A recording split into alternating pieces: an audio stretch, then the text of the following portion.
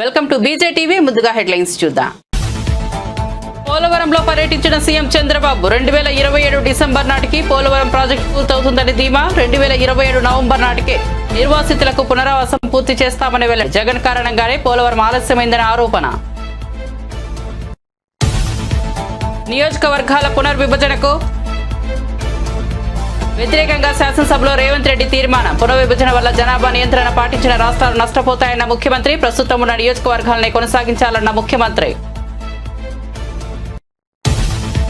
త్వరలో అంతర్జాతీయ స్థాయి ప్రమాణాలతో సూర్యలంక బీచ్ అన్న మంత్రి కందుల దుర్గేష్. కేంద్ర ప్రభుత్వ స్వదేశీ దర్శన్ స్కీమ్ 2.0 కింద సూర్యలంక బీచ్ అభివృద్ధికి 97.52 కోట్లు నిధులు విడుదల. తెలంగాణ అసెంబ్లీలో బడ్జెట్ సమావేశాల్లో అవయవ దానం బిల్లుపై చర్చ సందర్భంగా కేటీఆర్ కీలక వ్యాఖ్యలు. ప్రజాప్రతినిధులు అవయవ దానం చేయాలన్న కేటీఆర్. సభ్యులు ముందుకొస్తే తొలి సంతకం తానే చేస్తానని వ్యాఖ్య.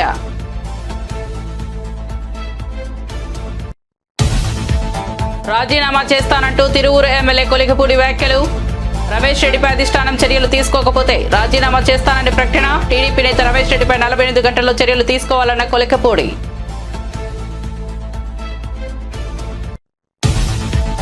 నేరాలను అదుపు చేయడమే కూటమి ప్రభుత్వ లక్ష్యమన్న హోంమంత్రి అనిత. జగ్గయ్యపేటలో ఏర్పాటు చేసిన 509 సీసీ కెమెరాలను ప్రారంభించిన హోంమంత్రి. నేరాలను అదుపు చేయడమే కూటమి ప్రభుత్వ లక్ష్యమన్న హోంమంత్రి. రానున్న రోజుల్లో ప్రతి ఇంట్లో సీసీ కెమెరా ఏర్పాటు చేసుకోవాలని పిలుపు. ఇక వార్త వివరాల్లోకి వెళ్తే ఏపీ ముఖ్యమంత్రి చంద్రబాబు పోలవరం ప్రాజెక్టును సందర్శించారు. నిర్వాసితులతో సమావేశమయ్యారు. ఈ సందర్భంగా ఆయన మాట్లాడుతూ 2027 డిసెంబర్ నాటికి పోలవరం ప్రాజెక్టు పూర్తి చేయాలన్నది తమ లక్ష్యమని అన్నారు. 2027 నవంబర్ నాటికే ప్రాజెక్టు నిర్వాసితులకు పునరావాసం ఏర్పాటు పూర్తి చేయాలని భావిస్తున్నామని చెప్పారు. పోలవరం ప్రాజెక్టు నుంచి నీళ్లు వదిలే ముందే పునరావాస చర్యలు పూర్తవుతాయని తెలిపారు. దళారులు మోసగాళ్లకు అవకాశం లేకుండా చేస్తామని స్పష్టం చేశారు. 829 కోట్లు నేరుగా నిర్వాసితుల ఖాతాల్లో వేసిన ఘనత తమది అని చంద్రబాబు ఉద్ఘాటించారు. బాధేస్తుంది. ఇక్కడికి వస్తే తలుచుకుంటే ఈ రోజు ఈ ప్రాజెక్ట్ ఏ విధంగా ఉండాల్సింది ఇప్పుడు ఎట్లుంది అది తలుచుకుంటే చాలా బాధేస్తుంది. ఇక్కడ దీంట్లో మీరు కూడా చాలా మంది భాగస్వాములు. ఎవ్రీ నెలకు ఒకసారి నేను వస్తే మీరు కూడా రావడం, మీరు కూడా పార్టిసిపేట్ చేయడం, ఇవన్నీ ప్రజలకు డెవలప్మెంట్ తో వచ్చారు. ఏదైతే వీళ్ళు చేసిన దుర్మార్గమైన కార్యక్రమం ప్రజలకు రిమైండ్ చేయాల్సిన బాధ్యత నా మీద ఉంది. ప్రజలు కూడా అర్థం చేసుకోవాల్సిన అవసరం ఉంది. ఆ రోజు జరిగినటువంటి తప్పు చరిత్ర క్షమించాలని నేరం. It is a national project. It is a peoples property. Nobody is having right to destroy. ఒక కక్ష, తెలియనితనం, అహంభావం, రాజకీయ వివక్షత అన్ని కలిపి మొత్తం టెండర్ మార్చేయడం, 6 నెలలు ఇంట్రెస్ట్ చేయకుండా పోవడం, ఏజెన్సీ ఆఫీసర్ లేకుండా పోవడం. ఫైనల్ గా మీరు చూస్తే డయాఫామ్ వాల్ దెబ్బతినింది కూడా ఎవరికి తెలియదు. అలాంటి అమానుషణీయమైనటువంటి వ్యవస్థ. కాఫర్ డ్యామ్ సకాలంలో పనిచేస్తుంటే ఇంత డ్యామేజ్ అయ్యేది కాదు. ఆ ఫ్లడ్ అంతా రావడం, అక్కడ మొత్తం ఎరోజన్ అంతా కావడం, ఎక్కడ ఊహించనటువంటి డ్యామేజ్ జరిగింది. ఆ డ్యామేజ్ 5 ఏళ్లు ఏమీ చేయలేని పరిస్థితి. గడాన కేంద్రం ముందుగానే చెప్పారు. పిపి అథారిటీ చెప్పింది, కేంద్ర ప్రభుత్వం చెప్పింది, తొందరపడద్దండి, ఇప్పటికే గడిచిన అనుభవాలు ఉన్నాయి, లిటిగేషన్ వస్తా ఉంది, అకౌంటబిలిటీ ఫిక్స్ చేయలేకపోతున్నాం, మళ్ళీ ఫర్దర్ గా మిస్టేక్స్ జరిగితే చాలా ఇబ్బందులు వస్తాయి చెప్పినా వినకుండా చేశారు. అప్పుడప్పుడు అంటా ఉంటాను, డెమోక్రసీ హాస్ పెయిడ్ ప్రైస్. ఒకసారి ఓట్లేసిన దానికి రాష్ట్రానికి జీవనాడి దెబ్బతినే పరిస్థితికి వచ్చింది. ఈ రోజు ఇంటర్నేషనల్ ఎక్స్పర్ట్స్ ని పెట్టారు. వాళ్ళంతా వచ్చి స్టడీ చేశారు. మన వాళ్ళైతే ఐఐటి మెడ్రాస్ చేశారు, అందరూ చేశారు.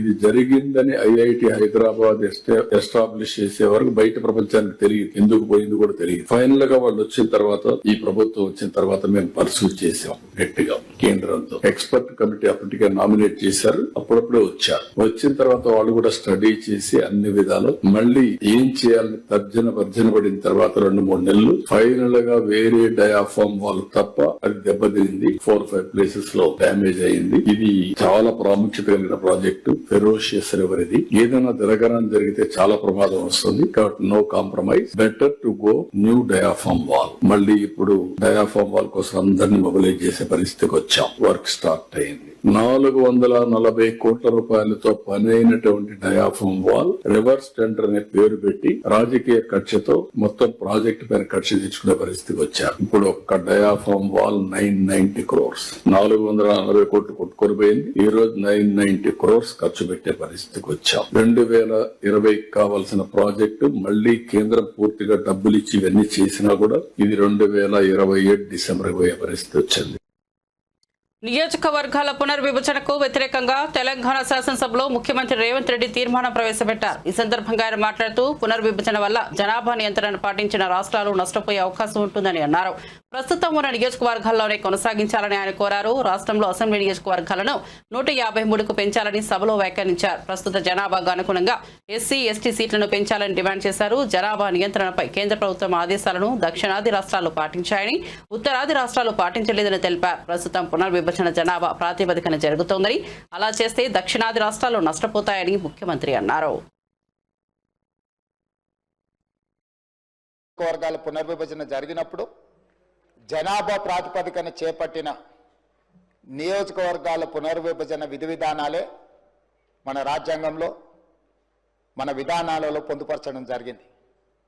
అయితే 1971 జనాభా తర్వాత నియోజకవర్గాల పునర్విభజన అంశం ప్రతిపాదనకు వచ్చినప్పుడు ఆనాటి ప్రధానమంత్రి శ్రీమతి ఇందిరాగాంధీ గారు జనాభా ప్రాతిపదికన నియోజకవర్గాల పునర్విభజన జరిగితే రాష్ట్రాల మధ్యల అంతరం పెరుగుతుంది, రాష్ట్రాల మధ్యల సుహృద్భావమైన వాతావరణం చెడిపోతుందన్న ఆలోచనతోని రాజ్యాంగాన్ని సవరించడం ద్వారా 25 సంవత్సరాలు వివిధ రాష్ట్రాలలో ఉన్న నెంబర్ ప్రకారమే నియోజకవర్గాల పునర్విభజన చేయాలని ఆనాడు చట్టాన్ని సవరించారు. దాంట్లో భాగంగా 543 పార్లమెంటు నియోజకవర్గాలను ఇప్పుడున్న దక్షిణాది రాష్ట్రాలలో కేరళ, తమిళనాడు, పుదుచ్చేరి, తెలంగాణ, ఆంధ్రప్రదేశ్, కర్ణాటక ఈ 6 రాష్ట్రాలలో 130 పార్లమెంటు నియోజకవర్గాలు ఉన్నాయి. వాటిని రాష్ట్రాల యొక్క సరిహద్దును 2006 తర్వాత జరిగిన నియోజకవర్గాల పునర్విభజనలో ఆనాడు ఉమ్మడి రాష్ట్రంగా మనకు 42 పార్లమెంటు నియోజకవర్గాలను, ఈ ఉమ్మడి రాష్ట్రంలోనే 42 నియోజకవర్గాల సంఖ్యను కొనసాగిస్తూ ఇందులోనే జనాభా దామాషా ప్రకారము అదేవిధంగా ఎస్సీ ఎస్టీ జనాభా ప్రాతిపదికన నియోజకవర్గాల పునర్విభజన చేయడం జరిగింది. కాబట్టి 2009 ఎన్నికల్లో ఈ దేశంలో జరిగిన పార్లమెంట్ ఎన్నికల్లో 543 ప్రకారమే పార్లమెంట్ ఎన్నికల్లో నిర్వహించుకోవడం జరిగింది. ఆ 42 పార్లమెంటు నియోజకవర్గాలలో ఆంధ్రప్రదేశ్ పునర్విభజన చట్టం ప్రకారం కొత్తగా ఏర్పడ్డ తెలంగాణ రాష్ట్రానికి 17 పార్లమెంటు నియోజకవర్గాలు, ఆంధ్రప్రదేశ్ రాష్ట్రానికి 25 పార్లమెంట్ నియోజకవర్గాలను కేటాయించడం జరిగింది. ఇప్పుడు మళ్ళీ నియోజకవర్గాల పునర్విభజన చర్చ జరిగినప్పుడు ఒక రకమైన గంభీరమైన వాతావరణంతో పాటు గందరగోళ పరిస్థితులు నెలకొంటున్నాయి. దీనికి సంబంధించి దక్షిణాది రాష్ట్రాలు ఆందోళన నేపథ్యంలో తమిళనాడు రాష్ట్ర ప్రభుత్వం, తమిళనాడు ముఖ్యమంత్రి స్టాలిన్ గారు తెలంగాణ అసెంబ్లీలో సీఎం రేవంత్ రెడ్డి తనపై గతంలో జరిగిన కేసుపై తీవ్ర వ్యాఖ్యలు చేశారు. కేవలం 500 రూపాయల జరిమానా వేసే డ్రోన్ కేసులో తాను చర్లపల్లి జైలుకు వెళ్లాల్సి వచ్చిందని, అది కక్షపూరిత చర్యగా అభివర్ణించారు. డ్రోన్ ఎగరవేసిన కేసులో తాను మధ్యంతర బెయిల్పై కుమార్తె పెళ్లికి వెళ్లాల్సి వచ్చిందని చెప్పారు. అదే కేసులో ఇతరులపై చర్యలు తీసుకోకపోవడం దారుణమని విమర్శించారు. తాను అధికారంలోకి వచ్చిన తర్వాత రాజకీయ కక్షలు చూపలేదని, లేకపోతే అప్పటి మంత్రులు నేతలు జైల్లోనే ఉండేవారని అన్నారు. అసెంబ్లీ పీఠం మీద నుంచి ఈ వ్యాఖ్యలు చేయడం గట్టి చర్చకు దారితీగా సభలో ఉద్విగ్నత నెలకొంది. అక్కడనే మీరుండేటోళ్ళు తమకు అర్థం కాదన్నట్టు నిజంగానే కక్ష సాధింపు చర్యలకు పాల్పడే ఆలోచననే ఈ రాష్ట్ర ప్రభుత్వానికి ఉండి ఉంటే ఈరోజు అక్కడ కూర్చొని అక్కడ నించొని నోటికొచ్చింది మాట్లాడే అవకాశం ఉండకపోతుండే. చెంచల్గూడలో, చెర్లపల్లిలో మమ్మల్ని ఎక్కడైతే పెట్టినరో డిటెన్షన్ సెల్లో ఎవరిని కలవకుండా నిర్బంధించినరో అక్కడనే మీరుండేటోళ్ళు. కానీ మా ప్రభుత్వం 15 నెలల్లో ఎవరి మీద కూడా కక్షా సాధింపు చర్యలకు పాల్పడలేదు. అధ్యక్ష, ఎవరైనా అనుమతి తీసుకోకుండా ఒక డ్రోన్ ఎగరేస్తే ఆ డ్రోన్కు 500 రూపాయలు ఫైన్ వేస్తారు అధ్యక్ష. కానీ పార్లమెంట్ సభ్యుడిగా, కాంగ్రెస్ పార్టీ వర్కింగ్ ప్రెసిడెంట్గా నన్ను అరెస్టు చేసి జైలుకు పంపించి, మామూలుగా దానికి 500 రూపాయల ఫైన్ ఉంటే బిలో 7 years ఉంటే రిమాండ్కే పంపరు, పోలీస్ స్టేషన్ బెయిల్ ఇవ్వాలి.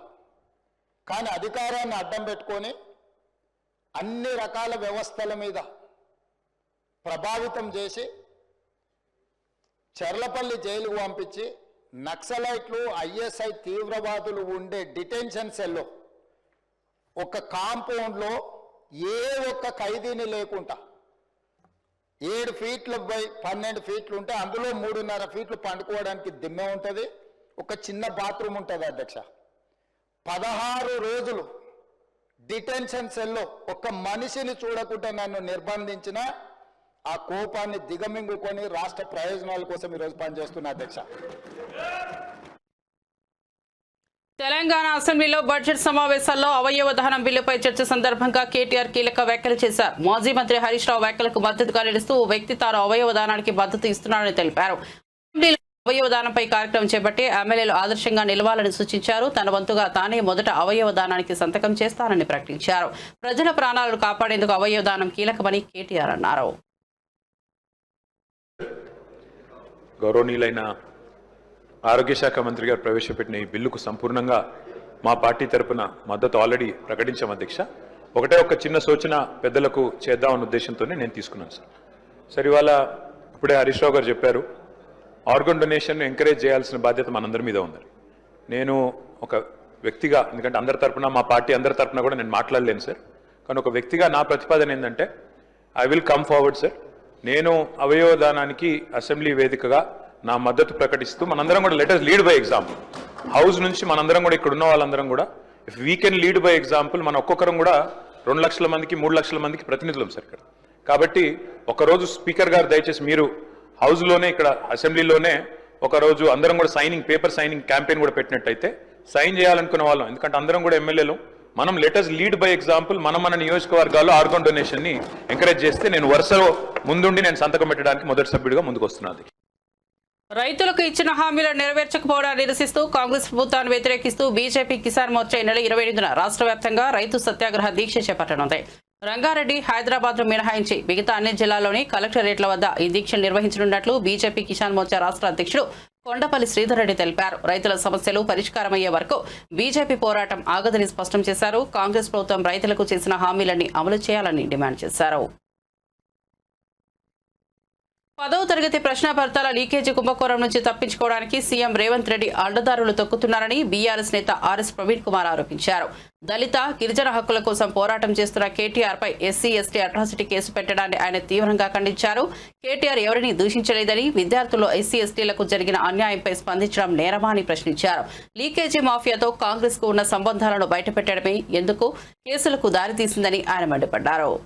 ఇంత ఘోరంగా ఉందన్న దానికి ఒక ఉదాహరణ మాత్రం మీకు చెప్పాలి. మీ అందరికీ కూడా తెలుసు, విద్యార్థులు 10వ తరగతి పరీక్షలు కానీ, ఇంటర్మీడియట్ పరీక్షలు కానీ రాత్రింబవళ్ళు కష్టపడి ఎంతో శ్రమించి పాస్ కావాలని చెప్పేసి చూస్తుంటారు. మరి దీంట్లో లక్షలాది మంది బిడ్డలు తెలంగాణలో 10వ తరగతి పరీక్షలు రాస్తున్నారు. ఏ తల్లి అయినా, ఏ తండ్రి అయినా, ఏ నిజాయితీ ఉన్న ఉపాధ్యాయుడైనా కోరుకునేది దేవుళ్లకు దండం పెట్టుకుంటారు, మొక్కులు మొక్కుంటారు, ఈసారి నా బిడ్డ 10వ తరగతి పరీక్ష పాస్ కావాలి, పేపరు లీక్ కావద్దు, మళ్ళీ ఎగ్జామ్ అంటే నా బిడ్డ మానసిక వేదనకు గురవుతాడని కోరుకుంటారు. కానీ ఈరోజు తెలంగాణలో ఏం జరగకూడదో అదే జరిగింది ఈ రేవంత్ రెడ్డి పాలనలో. నకరేకల్లులో, నల్గొండ జిల్లా నకరేకల్లులో 20వ తారీఖు నాడు మరి తెలుగు పేపర్ లీక్ అయింది. అసలు పోలీస్ వ్యవస్థ ఉన్నదా? విద్యాశాఖ అధికారులు పనిచేస్తున్నారా? విద్యాశాఖ మంత్రి తన డ్యూటీ చేస్తున్నాడా అనేది ఈరోజు తెలంగాణ ప్రజలు గుర్తించాలి. ఏ ఎగ్జామినేషన్ సెంటర్ అయినా పోలీసులు బందోబస్తు చేస్తారు. పెరిమీటర్ బందోబస్తు ఉంటది, లోపల ఒక బందోబస్తు ఉంటది, ఇన్విజిలేటర్లు ఉంటారు, ఎగ్జామినేషన్ హాల్ కు సూపరింటెండెంట్ ఉంటాడు. నేను మామూలుగా చెప్తలేని విషయం, నేను కూడా ఒక పోలీస్ అధికారిగా పనిచేసిన, గురుకుల పాఠశాలల సెక్రటరీగా 9 సంవత్సరాలు పనిచేసిన 10 లక్షల మంది బిడ్డలకు చదువు చెప్పించే అదృష్టం వచ్చిన ఒక గొప్ప వ్యక్తిగా కేసీఆర్ గారి హయాంలో నేను పనిచేయడం జరిగింది. మా సమయంలో ఎప్పుడు కూడా ఈ ఇన్విజిలేషన్ కానీ లేకపోతే ఈ పరీక్షా పేపర్ల ఏవైతే సెంటర్లు ఉన్నాయో ఆ సెంటర్ల బందోబస్తు విషయంలో ఎట్టి పరిస్థితుల్లో కూడా మేము కాంప్రమైజ్ కాలేదు. మరి అలాంటిది ఈ సంవత్సరం జరిగిన 10వ తరగతి పరీక్షల్లో నకరేకల్లులో 2 అంతస్తుల బిల్డింగ్, నేను ఎందుకు నకరేకల్ సాంఘిక సంక్షేమ గురుకుల పాఠశాల అని చెప్తున్నంటే అందులో ఆ సంస్థకు నేను కూడా అధిపతిగా పనిచేసిన దుర్భేద్యమైన ప్రాంతం అది. 2 చుట్టూ కాంపౌండ్ వాల్ ఉంటది, ఊరికి బయటగా ఉంటది, పై అంతస్తు 2 అంతస్తుల బిల్డింగ్ అది. మరి అట్లాంటి దుర్భేద్యమైన ఒక ప్రాంగణంలోకి పోలీసు బందోబస్తు, సోకాల్డ్ పోలీసు బందోబస్తు ఉన్న ప్రాంగణంలోకి ఒక ముగ్గురు వ్యక్తులు ముందరు నుంచి వీలు కాదని చెప్పేసి వెనక నుంచి గోడ దుంకిపోయి మొదటి అంతస్తులో చదువుతున్న ఒక విద్యార్థి ఎవరైతే ఉన్నారో ఆ విద్యార్థిని భయపెట్టించి ఆమె రాస్తున్న పరీక్షా పత్రాన్ని ఫోటో తీసుకొని ఆ ఫోటోను తీసుకుపోయి సెల్ ఫోన్ లో ఫోటో తీసుకొని పోయి ఆ ఫోటోను తీసుకుపోయి మరి స్థానిక జిరాక్స్ సెంటర్ లో జిరాక్స్ చేయించి ఆన్సర్లు కొంతమంది ప్రైవేట్ ఉపాధ్యాయులతో రాయించి వాటిని తమ పర్సనల్ వాట్సాప్ గ్రూప్ లో తమకు సంబంధించిన వాట్సాప్ గ్రూప్ లో సర్క్యులేట్ చేసుకున్నారు. ఈ పేపర్ లీకేజ్ వ్యవహారం వెనుక మరి విద్యాశాఖ మంత్రి మీరే కదా రేవంత్ రెడ్డి గారు, మరి దీని మీద పూర్తి స్థాయి విచారణకు ఆదేశించి దీని వెనుక ఎవరున్నారు? ఆ వేముల వీరేశం గారి మనుషులు ఉన్నారా? వైఎస్ వివేకానందరెడ్డి హత్య కేసులో కడప ఎంపీ వైఎస్ అవినాష్ రెడ్డిని ఏదో ఒకలా ఇరికించడమే ముఖ్యమంత్రి చంద్రబాబు లక్ష్యమని వైఎస్ఆర్సీపీ అధికార ప్రతినిధి మాజీ ఎమ్మెల్యే రాజమౌళి శివప్రసాద్ రెడ్డి మండిపడ్డారు. వైఎస్ఆర్ కడప జిల్లా పార్టీ కార్యాలయంలో ఆయన మీడియాతో మాట్లాడుతూ ఈ కేసులో వైఎస్ జగన్ ను రాజకీయంగా ఇబ్బంది పెట్టాలని ఎల్లో మీడియా ద్వారా చంద్రబాబు నిత్యం విషం చిమ్మే తప్పుడు వార్తలను రాయిస్తున్నారని ఆగ్రహం వ్యక్తం చేశారు. వివేకాను హత్య చేసిన నిందితులు దస్తగిరి, సునీళ్లు చంద్రబాబు చేతుల్లో కీలుబొమ్మలుగా మారిపోయారని ధ్వజమెత్తారు. ఈ కేసులో వైఎస్ అవినాష్ రెడ్డి నిందితుడిని న్యాయస్థానం తీర్పు చెబితే రాజకీయాల నుంచి శాశ్వతంగా తప్పుకుంటానని అన్నారు. విరుద్ధము చెప్పిన హామీలను నెరవేర్చకుండా తుంగలో దొక్కి పరిపాలన చేసే విధానమే ప్రజాస్వామ్యానికి విరుద్ధం. అంటే మీకు ప్రజాస్వామ్యం పట్ల గౌరవం లేదు. పోనీ అహింసావాదం అన్నాం, నేను హింసను వ్యతిరేకిస్తాం, శాంతియుతమైన వాతావరణం, అహింస పట్ల ఏమాత్రమే కానీ గౌరవం లేదు. మరి మీకు అహింస పట్ల గౌరవం లేక, ప్రజాస్వామ్యం పట్ల గౌరవం లేక, వివేకానంద రెడ్డి పట్ల ప్రేమ లేక 6 సంవత్సరాలనే టీవీ సీరియల్ మాదిరి వివేకానంద రెడ్డి హత్య గురించి ఆమెను మీరు మాట్లాడుతూనే ఉండారు, వండి వారుస్తానే ఉండారు, రాస్తానే ఉండారంటే ఎవరి మీద మీకు ప్రేమ ఉంది? ఇది ఇట్లా రాస్తారు, ఇది ఇట్లా ఈ మధ్యకాలంలో 4 ఏళ్ళు 6 ఏళ్ళ నుంచి రాస్తానేది ఇట్టే. Krishna Reddy direction, Avinash Reddy direction, Krishna Reddy action. ఇది ఒకరోజు, నిన్న ఒకరోజు, 6 సంవత్సరాలుగా. మరి దేనికోసం అంటే రాష్ట్ర ప్రజలారా ఒకే ఒక కారణం, వివేకానంద రెడ్డి రక్తం తీసుకొచ్చి మా జగన్మోహన్ రెడ్డి గారి చొక్కాకు పుయ్యాల పూర్తిగా ఇట్లా. ఎంత విచిత్రం అంటే రక్తము మాదే, చొక్కా మాదే. ఓరి దీని అమ్మ జీవితమేసరా, రక్తము మాదే, చొక్కా మాదే. చనిపోయిన వ్యక్తి మా కుటుంబ సభ్యుడే. ఎవరు చొక్కాకు పూస్తున్నారు మీరు? జగన్మోహన్ రెడ్డి రాజకీయం అనే చొక్కాకు మీరు రక్తం పూసి ఆయనను అపపవిత్రుని చేసి సర్వనాశనం చేయాలా? ఎట్లా దీనికి మార్గం? జగన్మోహన్ రెడ్డి హత్యలో భాగస్థుడు అని చెప్పి రాష్ట్ర ప్రజలను నమ్మించి ఆయన వ్యక్తిత్వాన్ని హననం చేయాలంటే ఒక పావు కావాలా మీకు? బలిపీఠం ఎక్కడానికి ఓ మనిషి కావాలా? ఆ బలిపీఠం ఎక్కడానికి మీరు ఎన్నుకున్న మనిషే మా ఎంపీ అవినాష్. కారణం ఆయన స్వయాన జగన్మోహన్ రెడ్డి గారికి తమ్ముడు కావడం చేత తమ్ముని హత్యలో భాగస్థుని చేస్తే జగన్మోహన్ రెడ్డికి ఆ రక్తపు మరకలు అంటించడం చాలా సులభంగా ఉంటుంది, ప్రజలు చాలా సులభంగా నమ్మించచ్చని చెప్పి అవినాష్ని తెర మీదకి తీసుకొచ్చినారు. మీరు 6 సంవత్సరాల కిందట మీరు అవినాష్ని తెర మీదకి తీసుకొచ్చి ఈ రోజు వరకు అవినాష్ రెడ్డి వారి నాయనను, వారి కుటుంబ సభ్యులను మానసికంగా ఏబిఎన్ ఆంధ్రజ్యోతి కానీ సూర్యలంక బీచ్ ను త్వరలో అంతర్జాతీయ స్థాయిలో అభివృద్ధి చేస్తామని మంత్రి కందుల దుర్గేష్ తెలిపారు. కేంద్ర స్వదేశీ దర్శన్ స్కీమ్ 2.0 కింద 97.52 కోట్ల నిధులు మంజూరయ్యాయని పేర్కొన్నారు. తిరుపతిలో పర్యాటక కేంద్రంగా మారేలా సూర్యలంక బీచ్ కు ఆధునిక సదుపాయాలు అందిస్తామని తెలిపారు. ప్రశ్నోత్తరాలను రద్దు చేయడంపై మాజీ మంత్రి హరీష్ రావు తీవ్ర అసంతృప్తి వ్యక్తం చేశారు. ప్రజా సమస్యలు వెలుగులోకి రావాలంటే ప్రశ్నోత్తరాలే మార్గమని ఆయన అన్నారు. అసెంబ్లీలో 0 అవర్ను ప్రహసనంలా కాకుండా నైతికంగా నిర్వహించాలన్నారు. 0 అవర్లో సభ్యులు అడిగే ప్రశ్నలకు మంత్రులు తప్పకుండా సమాధానాలు ఇవ్వాల్సిన బాధ్యత ఉందని హరీష్ పేర్కొన్నారు. కేంద్ర ప్రభుత్వం కాళేశ్వరం ప్రాజెక్టుకు 16 సిడబ్ల్యూసి డైరెక్టరేట్ల అనుమతి, చివరికి టెక్నికల్ జగ్గయ్యపేటలో హోంమంత్రి వంగల్పూడి అనిత 509 సీసీ కెమెరాలను ప్రారంభించారు. ఈ సందర్భంగా ఆమె మాట్లాడుతూ నేరాలను అదుపు చేయడం కూటమి ప్రభుత్వ ప్రధాన లక్ష్యమని తెలిపారు. ప్రతి ఇంటికి సీసీ కెమెరాలు ఏర్పాటు చేయాలన్న సంకల్పంతో పనిచేస్తున్నామని చెప్పారు. మహిళల భద్రత కోసం శక్తి యాప్ను బలోపేతం చేశామని, పోక్సో కేసుల్లో నిందితులపై రౌడీ షీట్లు ఓపెన్ చేస్తామని హెచ్చరించారు. ప్రజల సహకారంతో రాష్ట్రాన్ని శాంతియుత ప్రాంతంగా మారుస్తామని హోంమంత్రి అన్నారు. నాయకులు ముఖ్యంగా గౌరవ చంద్రబాబు నాయుడు గారు ఇనిషియేషన్ తీసుకొని ఈరోజు క్రైమ్ మీద మనం ఎట్టి పరిస్థితుల్లోని ఉక్కుపాదం మోపాలి, క్రిమినల్స్ ఎట్టి పరిస్థితుల్లోని వదలకూడదు, మనందరం కూడా గుళ్ళ మీద చేసుకొని బతికే పరిస్థితి రావాలి. బయటికి వెళ్తే ఏం జరుగుతుంది అనుకునే పరిస్థితి కన్నా మన ఇంట్లో బయట పోలీసు ఉన్నారు, పోలీస్ మనల్ని వాచ్ చేస్తున్నారు, సో మనం ప్రశాంతంగా ఉండొచ్చు అనే పరిస్థితులు రావాలని చెప్పి కోరుకొని ఇదే ఇనిషియేషన్స్ తీసుకున్నాం. ఈ సీసీ కెమెరాలే కాదండి, డ్రోన్స్ ను కూడా ఈ రోజు ప్రత్యేకంగా మన సిపి గారే ఇంచుమించుగా 1000 సీసీ కెమెరాలు, దగ్గర 100 పైన డ్రోన్స్, 28 డ్రోన్స్ ని ఆ రోజు నేను కూడా ఇనాగ్రేట్ చేశాను. ఈ రోజు మేము కూడా ఒక టార్గెట్ పెట్టుకున్నాం. ప్రతి పోలీస్ స్టేషన్ కి మినిమం 1 లేకపోతే 2 డ్రోన్స్ కంపల్సరీగా ఉండాలి.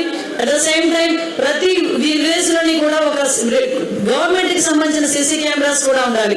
ఇంకో విషయం ఏంటంటే ఇక్కడ మీకు టౌన్షిప్ మాక్సిమం అంతా కూడా కొంచెం కల్చర్ కూడా ఉంది, రూరల్ ఏరియా ఉంది.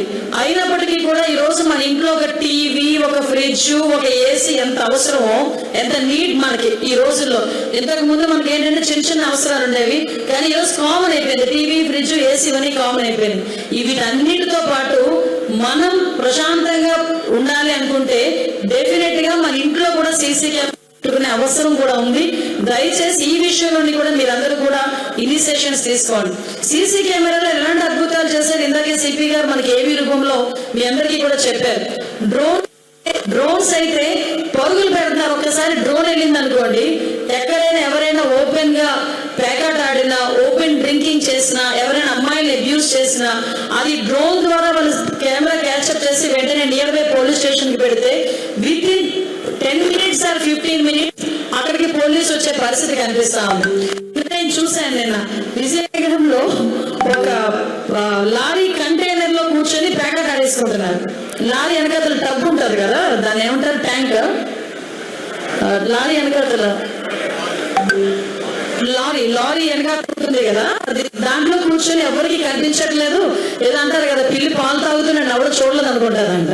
అలా కూర్చొని చక్కగా ప్యాకెట్ ఆడేసుకుంటున్నారు. ఇలా వెనకాతల డ్రోన్ వెళ్ళేసరికి వాళ్ళు ప్యాకెట్ ఆడుతున్నారు సంగతి అర్థమైంది. పట్టపగలు పోలీసులు వచ్చారు, చక్కగా వాళ్ళ ట్రీట్మెంట్ అది ఇచ్చారు. అంటే ఇలాంటి సందర్భాలు ఇలాగే మొన్న రీసెంట్ గా ఒక ఏరియాలో అయితే ఓపెన్ గా డ్రింక్ చేస్తున్న సందర్భాన్ని డ్రోన్ వెళ్ళేసరికి అక్కడ మందు సీసాలు అన్ని వదిలేసి పరుగులు పట్టుకున్నారు. తనదైన పంచ్ డైలాగులతో సోషల్ మీడియాలో ట్రెండింగ్ లో నిలిచే మాజీ మంత్రి మేడ్చల్ ఎమ్మెల్యే మల్లారెడ్డి తాజాగా సభలో డబ్బులు పూయించారు. శాసనసభలో మాట్లాడిన మల్లారెడ్డి, ఈ రోజు నేను 2 విషయాలు చెప్తాను. ఒకటి, ప్రభుత్వానికి 1100 కోట్లు లాభం వచ్చే విషయం. రెండవది, మా మేడ్చల్ నియోజకవర్గంలో సర్పంచ్లు, కౌన్సిలర్ల బాధ చెప్తానన్నారు. దీంతో సభలోని సభ్యులు ఒక్కసారిగా నవ్వారు. కలగజేసుకున్న స్పీకర్ 2 వద్దు ఒకటే చెప్పాలని సూచించారు. దీంతో మాట్లాడడం మొదలుపెట్టిన మల్లారెడ్డి, మా మేడ్చల్ నియోజకవర్గానికి దిష్టి తగిలిందని, మా జిల్లాలో 61 గ్రామాలు పోయి అన్ని మున్సిపాలిటీలు అయ్యాయి. 10 ఏళ్ల కోసం మా బీఆర్ఎస్ రిజర్వేషన్లు తెచ్చింది, కానీ ఇప్పుడు 5 ఏళ్లలోనే మొత్తం సమాప్తం చేశారని తెలిపారు. మల్లారెడ్డి గారు, మల్లారెడ్డి అంటే మీరే కదా. ధన్యవాదాలు అధ్యక్ష. 2 విషయాలు చెప్తా అధ్యక్ష. ఒకటి, ప్రభుత్వానికి గవర్నమెంట్ కు 1100 కోట్లు లాభం వచ్చేది చెప్తా అధ్యక్ష. రెండోదేమో మా మేడ్చల్ కౌన్సిలర్లు, కార్పొరేటర్లు, సర్పంచ్ల బాధ చెప్తా అధ్యక్ష. 2 నిమిషాలు ఒక్కటే చెప్పు. 1100 కావాలా ఒకటే నిమిషంలో నువ్వు నంబర్ 1 మినిస్టర్ అన్నా, నువ్వు మా ఇన్ఛార్జ్ మంత్రివి, నీకే చెప్తున్నా, మా ఇన్ఛార్జ్ మంత్రి అని చెప్తున్నా. అదే రెండోది చెప్తాను. ఒకటి మా అన్ని మాకు దిష్టి తగిలిందా ఏం తగిలిందో మా మేడ్చల్ నియోజకవర్గానికి 61 గ్రామాలు పోయి అన్ని మున్సిపాలిటీలు అయినాయి. 3 కార్పొరేషన్లు ఉన్నాయి, 7 మున్సిపాలిటీలు ఉన్నాయి, ఇంకా మనం 3 మున్సిపాలిటీలు చేసారు. మాకు కౌన్సిలర్లు కార్పొరేటర్లు అంతా కూడా 10 ఏళ్ల కోసం రిజర్వేషన్ తెచ్చినండి మా టీఆర్ఎస్ ప్రభుత్వం. ఇప్పుడు 5 ఏళ్లలోనే మొత్తం సమాప్తి చేసారు కాబట్టి వాళ్ళంతా బాధపడుతుండ్రు. సేమ్ రిజర్వేషన్, సేమ్ కౌన్సిలర్లు, సేమ్ మున్సిపాలిటీలు, 13 మున్సిపాలిటీలు జిహెచ్ఎంసీలో కలపకుండా అట్లనే పెట్టాలన్నా. దయచేసి సీతారన్న అదొక్కటి మనవి. రెండోది మీకు లాభం వచ్చేది చెప్తా.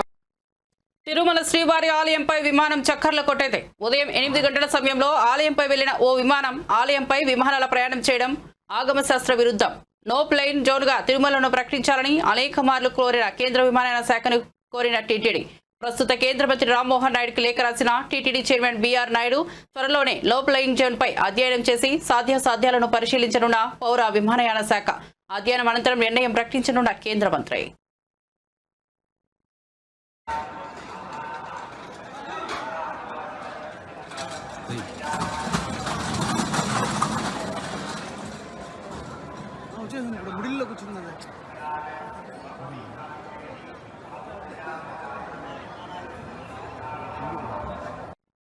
బులెటిన్ ముగించే ముందు హెడ్లైన్స్ మరోసారి చూద్దాం.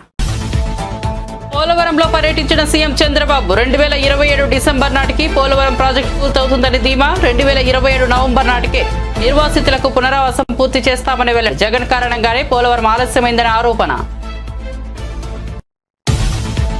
నియోజకవర్గాల పునర్విభజనకు వ్యతిరేకంగా శాసనసభలో రేవంత్ రెడ్డి తీర్మానం. పునర్విభజన వల్ల జనాభా నియంత్రణ పాటించిన రాష్ట్రాలు నష్టపోతాయన్న ముఖ్యమంత్రి. ప్రస్తుతం ఉన్న నియోజకవర్గాలనే కొనసాగించాలన్న ముఖ్యమంత్రి. త్వరలో అంతర్జాతీయ స్థాయి ప్రమాణాలతో సూర్యలంక బీచ్ అన్న మంత్రి కందుల దుర్గేష్. కేంద్ర ప్రభుత్వ స్వదేశీ దర్శన్ స్కీమ్ 2.0 కింద సూర్యలంక బీచ్ అభివృద్ధికి 97.52 కోట్లు నిధులు విడుదల. తెలంగాణ అసెంబ్లీలో బడ్జెట్ సమావేశాల్లో అవయవ దానం బిల్లుపై చర్చ సందర్భంగా కేటీఆర్ కీలక వ్యాఖ్యలు. ప్రజాప్రతినిధులు అవయవ దానం చేయాలన్న కేటీఆర్, సభ్యులు ముందుకొస్తే తొలి సంతకం తానే చేస్తానని వ్యాఖ్య.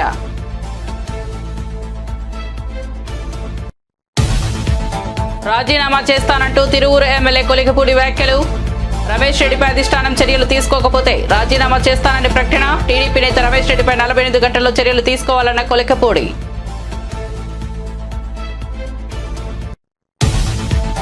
నేరాలను అదుపు చేయడమే కూటమి ప్రభుత్వ లక్ష్యమన్న హోంమంత్రి అనిత. జగ్గయ్యపేటలో ఏర్పాటు చేసిన 509 సీసీ కెమెరాలను ప్రారంభించిన హోంమంత్రి. నేరాలను అదుపు చేయడమే కూటమి ప్రభుత్వ లక్ష్యమన్న హోంమంత్రి. రానున్న రోజుల్లో ప్రతి ఇంట్లో సీసీ కెమెరా ఏర్పాటు చేసుకోవాలని పిలుపు. మరిన్ని అప్డేట్స్ కోసం చూస్తూనే ఉండండి బీజేటీవీ.